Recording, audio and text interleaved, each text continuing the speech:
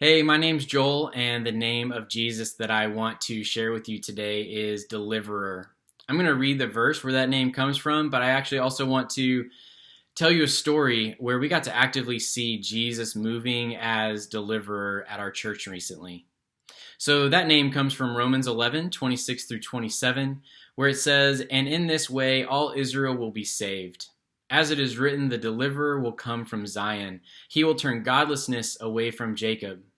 And this is my covenant with them when I take away their sins." So recently there was a woman who reached out to us, to the church through our website, through the Pray For Me link on our website. We didn't actually even know who she was, but she described a really terrible situation. She had a couple kids, she had a baby on the way, but she was experiencing domestic abuse. Her husband was hitting her.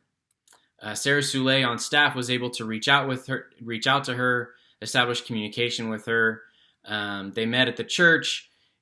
Sarah was able to introduce her to another amazing woman at our church, Judy.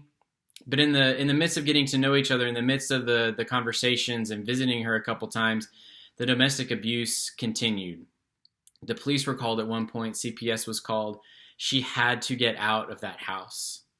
And so actually Sarah and Judy both welcomed her and her kids, her newborn baby, into their homes for a couple nights each.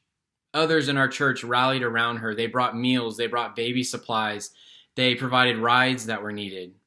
And actually, through your generosity to the benevolence fund at church, we were able to buy a plane ticket for a relative of hers to fly in and to take her to safety. Now, that situation is still really messy and hard. She is out of physical danger, but it's a long road ahead. It was messy and it was hard for Sarah and Judy to open up their homes like that, but it was also really beautiful. In one of the conversations that she had with Sarah during all of this, she said, "Just you replying to my email and bringing me milk let me know that God still sees me." So guys, I want to encourage you with a few things. First, Jesus is active in the midst of everything that's going on, in the midst of these difficult circumstances. God is moving and he is active. And guys, I want to encourage you that God still sees you. He has delivered you. He is delivering you. And in this Advent season, we look forward to the day where Jesus will ultimately deliver us.